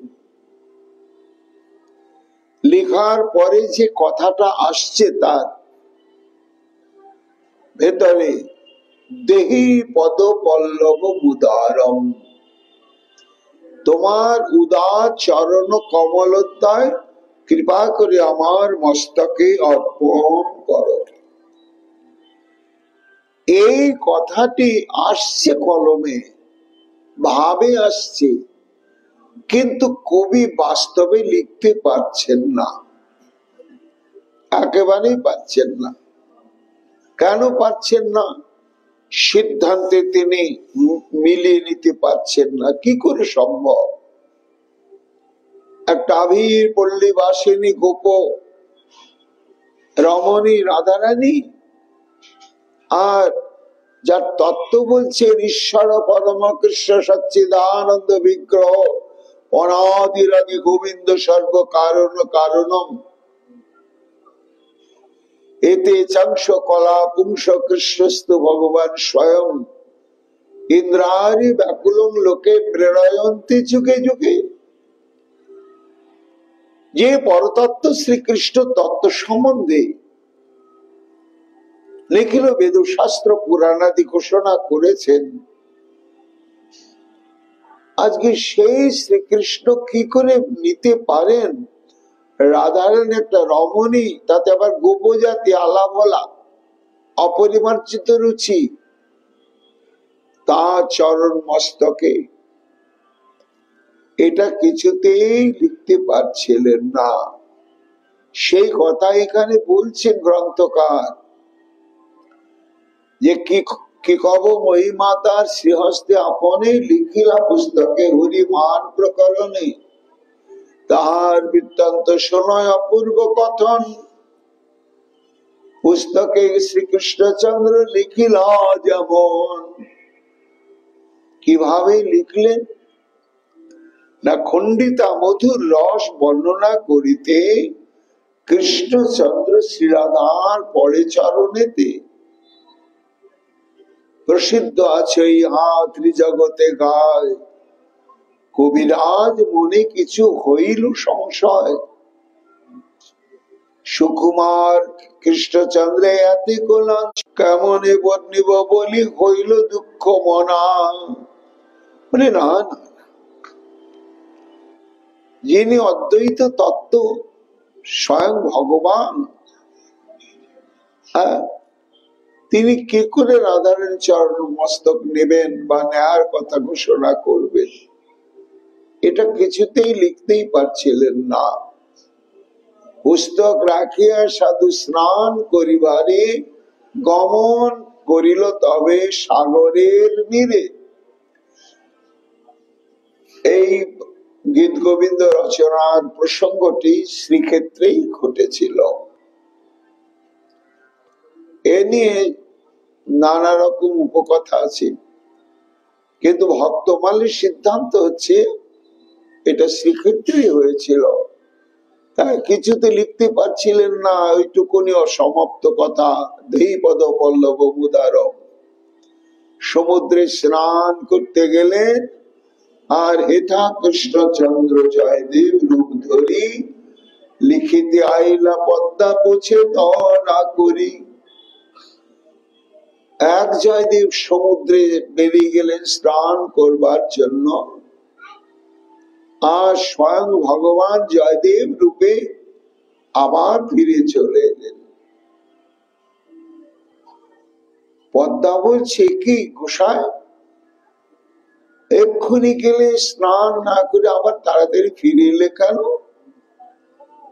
এই মাত্র স্নানে গেলা, ফিরি কেন আইলা? দেহ কহে বার্ত্যাগ মনে পড়ি গেলা, শীঘ্র লিখিয়া রাখি পুনঃ স্নানে যাই, এত কহি গ্রন্থ লিখে রসের মাদায়।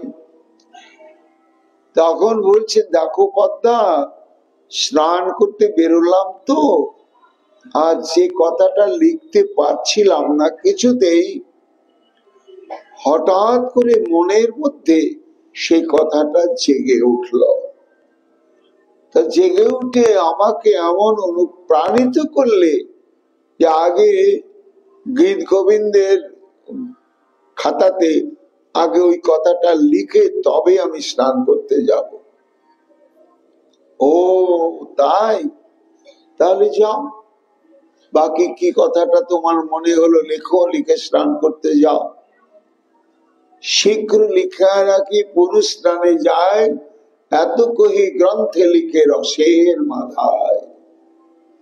দেহি পদ পল্লব মোদারম ইতি, লিখা চলিলা হরি অতি দ্রুত গতি। বেশি কথা তো নয়, কবি জয়দেব লিখেছেন, স্মর গরল খণ্ডরম অবশীর্ষ মণ্ডরম, অর্ধপদ দেহি পদ পল্লব মোদারম। ওটি তখন লিখলেন, লিখে আবার স্নান করতে চলে গেলেন। পদ্মার সন্দেহ মনে করিবারে না রে, হেন কালে জয়দেবে আইলেন ঘরে।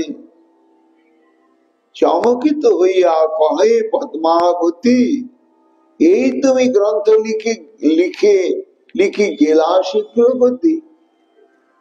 আসল জয়দেব তো চলে গিয়েছেন সমুদ্রে স্নান করতে, আর ভগবান জয়দেব রূপে সে লিখলেন, লিখে আবার স্নান করতে বেরিয়ে গেলেন। কিন্তু আসল জয়দেব তো সেটি জানেন না। এইবার তিনি স্নান সেরে সমুদ্র থেকে ফিরছেন। এখন পদ্মাবতী দেখছে কি, এক্ষুনি ফিরে এসে লিখে এক্ষুনি বেরিয়ে গেল, আর এর মধ্যে এত দূর অর্ধকোশ রাস্তা সমুদ্র স্নান করা হয়ে গেল, ফিরে এলো। এটা তো সন্দেহ লাগছে। পুনঃ দেখি স্নান করি আইলা ক্ষণে, ইহার কারণ কি সন্দেহ মোর মনে। ক্ষণমাত্র দেখি পুনঃ সমুদ্র গমন, স্নান করি পুনঃ অর্ধকোশ আগমন। হে স্বামী দেবতা, এই অর্ধকোশ পথ সমুদ্র যেতে আসতে এক ক্রোশ, তা তুমি এক্ষুনি গেলে, আবার ফিরে এসে লিখলে, আবার গেলে, আবার এর মধ্যে চলে এলে, তাই কি ঘটনা বলো তো পদ্মা? লিখিলা যে সেই কেবা, কেবা হও তুমি, রবিছে আমার মতি, কেবা মোর স্বামী। বিভোর হয়ে পড়লেন পদ্মাবতী, বলেন, স্বামী, এই যে অসমাপ্ত গীত গোবিন্দের লেখা লিখলেন, এটাই বা কে? এক্ষুনি বেরিয়ে গেলে, আবার তোমাকে দেখে মনে হচ্ছে তুমি স্নান করে ফিরে এলে। এত তাড়াতাড়ি তো স্নান করে ফেরা সম্ভব নয়। তাহলে গীত গোবিন্দ লিখলোই বা কে? সেটাই কি আমার স্বামী? না এতক্ষণে তুমি যে স্নান সমাধা করে আসছো, তুমি আমার প্রকৃত স্বামী। এই বলে হাও করে কাঁদতে লাগলে পদ্মাবতী। বুদ্ধিমান জয়দেব বুঝিলা অন্তরে, এতে কিছু গূঢ় কথা আছে ভিতরে, তাই আমার মতোই দেখতে। গীত গোবিন্দ লিখে বেরিয়ে গেল আবার স্নান করতে পদ্মা। হ্যাঁ, দেখি অতি শীঘ্র গ্রন্থ করি দেখে মহামতি, অপ্রাকৃত সদক্ষর ঝলিকেছে জ্যোতি। ঘরে গিয়ে যেখানে বসে বসে গীত গোবিন্দ লিখতেন সেখানে পাতাগুলো আছে, গিয়ে দেখছেন আহা, সেই শ্যামের স্বর্ণাক্ষরে লিখেছেন দেহি পদ পল্লব মুদারম, দেহি পদ পল্লব মুদারম। অক্ষর থেকে একটা জ্যোতি বেরোচ্ছে। হৃদয়ে রাখিলা গ্রন্থ পুনু পুনু বলে দেহি পদ কণ্ঠে নয় উগলে। লালদাস বলছেন বিহ্বল হয়ে পড়লেন কবি জয়দেব। সে গ্রন্থে একবার হৃদয়ে ধরছেন, একবার মস্তকে ধারণ করছেন, নয়ন জলে ভাসছেন। আর ভগবানের নিজের হাতের ওইটুকুন শব্দ দেহি পদ পল্লব মুদারম, দেহি পদ পল্লব মুদারম বলছেন, দেহি দেহি করে নাচছেন। নয়নে গলয়ে ধারা পুস্তক কম্পন, প্রেমাবেশে ধরে গিয়া পদ্মার চরণ। স্বামী স্ত্রী সম্বন্ধ ভুল হয়ে গেল। এত ভজন, এত সাধন, এত সদাচার, এত বৈরাগ্য, এত ইন্দ্রিয় দমন, পদ্মা আমি তার দর্শন পেলাম না। কিন্তু তুমি আলাভোলা রমণী মাতৃজাতি, অথচ তুমি তার সাক্ষাৎ দর্শন প্রাপ্ত হলে। তাই যে সাক্ষাৎ যার প্রেমে ভগবান দর্শন প্রদান করেন সেই গুরু প্রেমাবেশে ধরে গিয়া পদ্মার চরণ। তুমি ধন্য ধন্য তব সফল জীবন, মোর ভাগ্যে না হইল হেন দর্শন। পদ্মা আমার ভাগ্যে হলো না, আমি শুধু শ্রবণ কীর্তন স্মরণেই তাকে অনুভব করলাম, কিন্তু যথাবস্থিত ভাবে তার দর্শন আমি প্রাপ্ত হলাম না। সেই সত্য স্বামী তব নয়ন গোচর, হইল ফলিত তব জন্ম তরুবর। কান্তে কান্তে পদ্মাবতী বলছেন, হে পতি দেবতা, এখনো কি তোমার দর্শনে বাকি রইল? সাক্ষাৎ তিনি লিখে গেলেন, তাকে তুমি দর্শন করলে। এরপরে লালদাস বলছেন, ভক্তগণ, জয়দেবের প্রেম কেমন সুদূর প্রসারী ছিল, যে প্রেমের বশ সর্বানন্দ ধাম আমার গোবিন্দ হয়েছিলেন। তা ভক্তির বশ্যতা স্বীকার করেন কেমন ভাবে? একদিনের অভিনব ঘটনা বলছেন। সাধু নিজ কুটিরের ছাপর চাইতে, রৌদ্রে তাপ দেখে হরি দুঃখ পায় চিতে। তো খড়ের ঘর, তো তা প্রতি বছর বছর আবার নতুন উড়ু খড় দিয়ে ঘরটা ছাইতে হয়। আর ছাইতে গেলে প্রাচীন কালে, এখন তো খড়ের ঘরটা সব উঠেই গেল। আমরাও শৈশবে দেখেছি যারা খড়ের ঘর ছাইতে পারেন তারা চালের উপরে ওঠেন, উঠে সেই খড়গুলোকে উপরে নেন, আর নিচের থেকে ঘরের অর্থাৎ চালের নিচে থেকে দড়ির বন্ধনটা তুলে দেওয়ার জন্য একটা বাঁশের বাঁখারি মাথাটা ছিদ্র করা থাকে, সেটার জন্য একটা আলাদা লোকের দরকার হয়। সে নিচে থেকে সুচালু তার ডগাটা দিয়ে পুড়ে পুড়ে দড়িটা উপরে দেবে, আর দড়িটা উপরে নিয়ে গেরো দেবে যে উপরে থাকে। এখন সেই চালটি কবি ছাওয়া করছেন কবি জয়দেব নিজের হাতে। আর পদ্মাবতী গৃহে নেই, কোন কার্য ব্যবদেশে তিনি ঠাকুরের সেবা কাজের উদ্দেশ্যে স্থানান্তরে চলে গিয়েছেন। কবি জয়দেব ভাবছেন পদ্মাবতী ঘরে আছে, পদ্মা দাও, বন্ধনটা তুলে দাও। তা নিচের থেকে তুলে দিচ্ছে, আর ওই গুনগুন গুনগুন করে তীব্র রোদ, তার উপরে ওই খড় দিয়ে চালটা ছাওয়া করছেন, আর গুনগুন করে গীত গোবিন্দের গানই গাইছেন। এই বারবার স্মরগরল খণ্ডনম মম শীর্ষ মণ্ডলম দেহি পদ পল্লব মুদারম, ওই কথাগুলি বারবার অন্তরে আসছে। লীলাকে স্মরণ করছেন কবি, নয়ন জলে ভাসছেন, আর ঠাঠা রোদ্দুর, বৈশাখ জ্যৈষ্ঠ মাস, কিন্তু অনুভূতি নেই। তা এইভাবে নিচের থেকে বাঁধন তুলে দিচ্ছে, আর অবলীলা ক্রমে তিনি চালটা ছেয়ে চলেছেন। তারাই হইব বলি পদ্মাবতী ভানে, গির ফুড়ি দেন গৃহে থাকিয়ায় আপনে, কার্যান্তর হইতে পদ্মাবতী আইল দূরে, দেখিয়া সাধুর কিছু সংশয় অন্তরে। তার নিচের থেকে ভেতর থেকে ফুড়ে ফুড়ে বাঁধনটা তুলে ধরে দিচ্ছে, আর উপর থেকে দড়িটা ধরে গিরো দিচ্ছে, আর গান গাইছে। হঠাৎ দেখছে পদ্মা একটা অন্য পাড়া থেকে আসছে।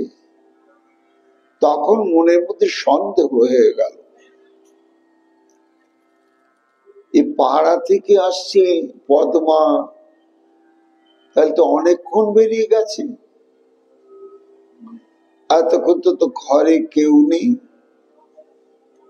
তাহলে আমাকে এই নিচের থেকে পুড়ে পুড়ে দড়িটা উপরের দিকে কে দিচ্ছিল? ছাপর হইতে তবে জিজ্ঞাসেন তারে, এগির ফণি দিলা কোনো দেখি দূরে। পদ্মা, এ কি তোমাকে অত দূরে দেখছি, এক্ষুনি তুমি আমার দড়িটা ফুঁড়ে উপরে দিয়ে অত দূরে গেলে আবার ওখান থেকে আসছো, সে কি গোসাই?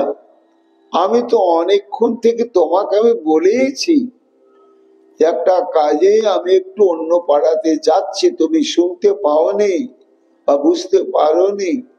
আমি তো ছিলামই না অনেকক্ষণ ঘরে। তাহলে এমন করে কে ফুড়ে ফুড়ে দিচ্ছিল?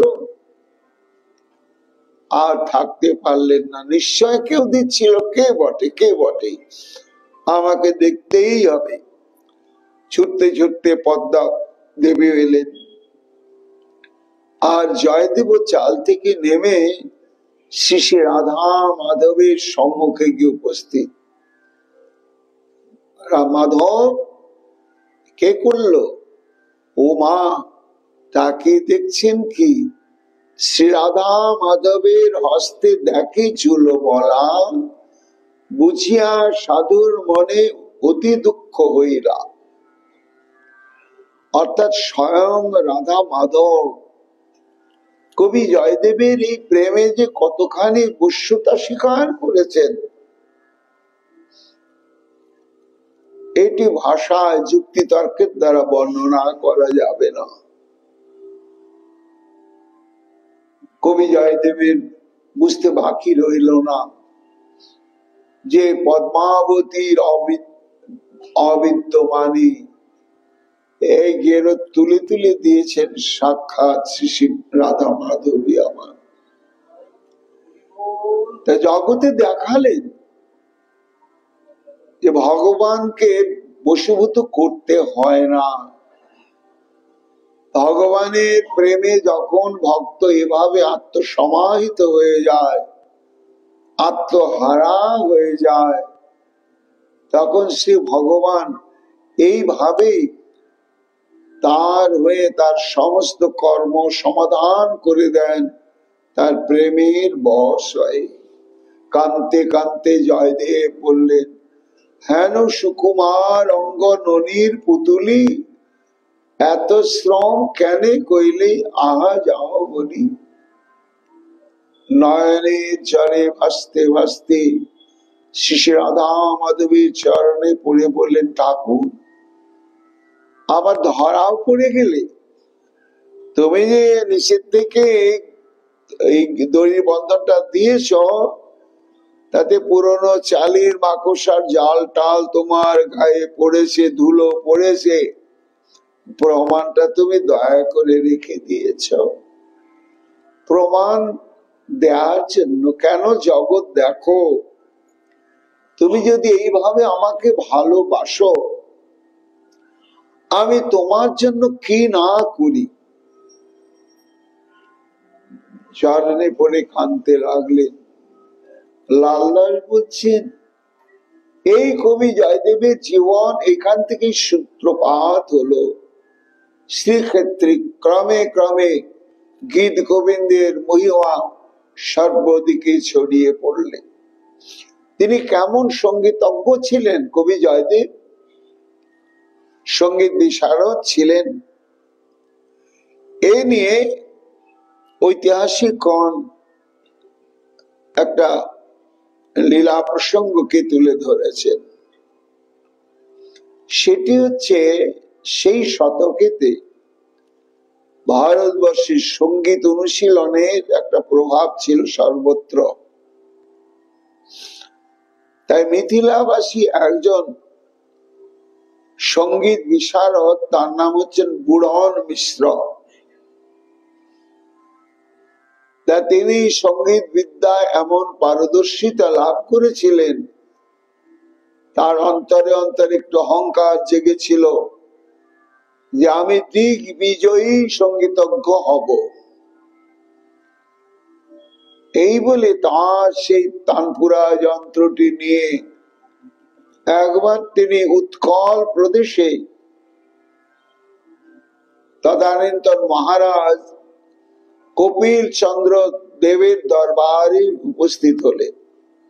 তো বলে, মহারাজ আপনার সাম্রাজ্যে এবং দরবারে যত সঙ্গীতজ্ঞ আছেন নিয়ে আসুন, আমি তাদের সঙ্গে সঙ্গীত প্রতিযোগিতায় বসব, আমাকে হারিয়ে দিতে হবে।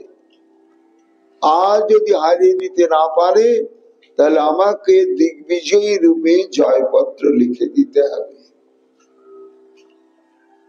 এখন সেই কবিচন্দ্রের দরবারে যত যত সঙ্গীত বিশারদগণ ছিলেন, বুড়ন মিশ্রের কাছে সবাই হেরে গেলেন।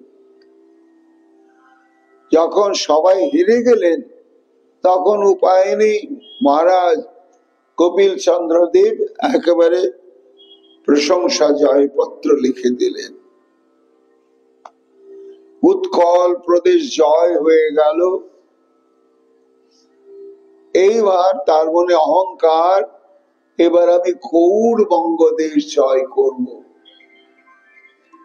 তখন গৌড়বঙ্গের শাসক ছিলেন মহারাজ লক্ষণ সেন।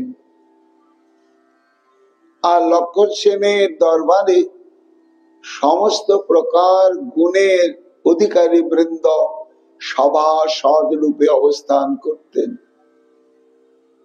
এইবার বুড়ন মিশ্র এসে তার সংবাদটি জানিয়ে বললেন যে আমি উৎকল প্রদেশ সঙ্গীত বিদ্যায় বিজয় লাভ করে এলাম। মহারাজ লক্ষণ সেন, তুমি আমার এই সঙ্গীত প্রতিযোগিতার ব্যবস্থা করে দাও, আমি গৌড়বঙ্গকেও জয় করতে চাই। তা দৈব ক্রমে সেইখানেতেই আবার উপস্থিত ছিলেন শেখ জালালউদ্দিন শাহ। তিনিও রাজা। তিনি উল্লসিত হলেন, হয়ে বললেন, হে বুড়ন মিশ্র, তাহলে তোমার সঙ্গীতের প্রভাব কেমন আমরা একটু দেখতে চাই সরাসরি। তা প্রতিযোগিতার দরকার নেই, তুমি যদি তোমার সঙ্গীতের দ্বারা কোনো অঘটন ঘটাতে পারো তাহলে তোমাকে ভারত বিখ্যাত সঙ্গীতজ্ঞ রূপে ঘোষণা করা হবে। তখন বুড়ন মিশ্র একটা রাগ আলাপ করতে শুরু করলেন, তার তানপুরাটি বাজিয়ে বাজিয়ে। রাগটির নাম হচ্ছে পঠ মঞ্জরি। সে আলাপ করতে করতে করতে করতে রাগটি যখন মূর্তিমন্ত হয়ে গেল তখন তার প্রভাব গিয়ে পড়ল, নিকটেই ছিল একটা বিশাল অশ্বত্থ বৃক্ষ, পাকুড় গাছ। কি অদ্ভুত ঘটনা! তখন এই রাগের প্রভাবে সে বিশাল অশ্বত্থ বৃক্ষের পাতাগুলো সব ঝরে ঝরে ঝরে ঝরে পড়তে পড়তে পড়তে পড়তে বৃক্ষটা পত্র শূন্য হয়ে গেল। সবাই বুঝলেন এটা সঙ্গীতেরই প্রভাব আর এই রাগেরই প্রভাব।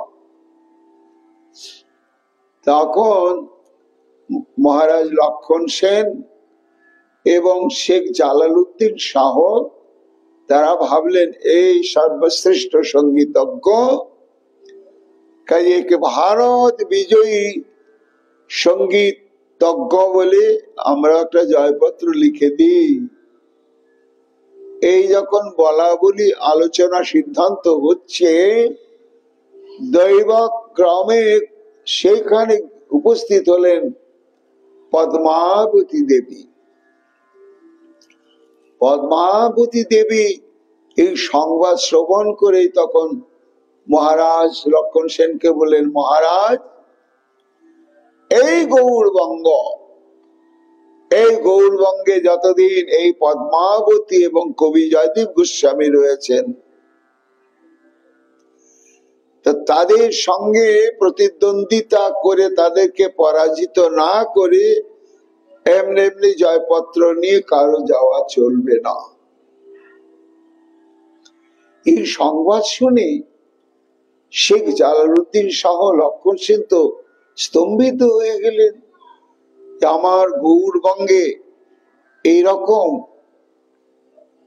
আত্মপ্রত্যাগ বিশ্বাসী সঙ্গীতজ্ঞ রয়েছে, তাহলে দেবী পদ্মাবতী তুমি সঙ্গীত আলোচনা করো। সেখানে দরবারে রয়েছেন বুড়ন মিশ্র। পদ্মাবতী তখন একটা রাগ আলাপ করতে শুরু করলেন। রাগটির নাম হচ্ছে গান্ধার রাগ।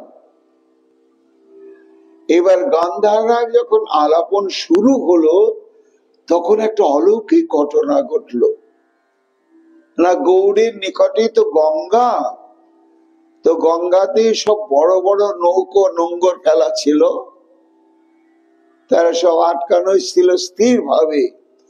কিন্তু রাগটা যখন আলাপ হতে হতে হতে হতে চরম অবস্থায় গিয়ে পৌঁছালো তখন তার প্রভাব গিয়ে পড়লো কোথায়? নৌকোগুলোর উপরে।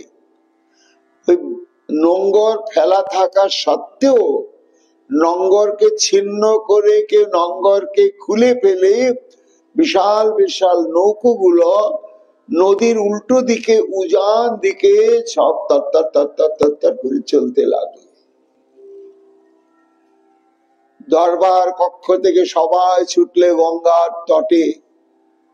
সবাই বুঝতে পারলে পদ্মাবতীর রাগেরই এটা মহিমা।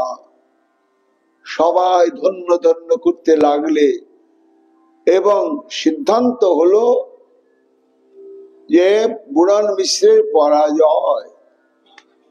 কেন না, গাছ থেকে পাতা ঝরানো চাইতেও এই ঘটনাটা আরো খুব কঠিন।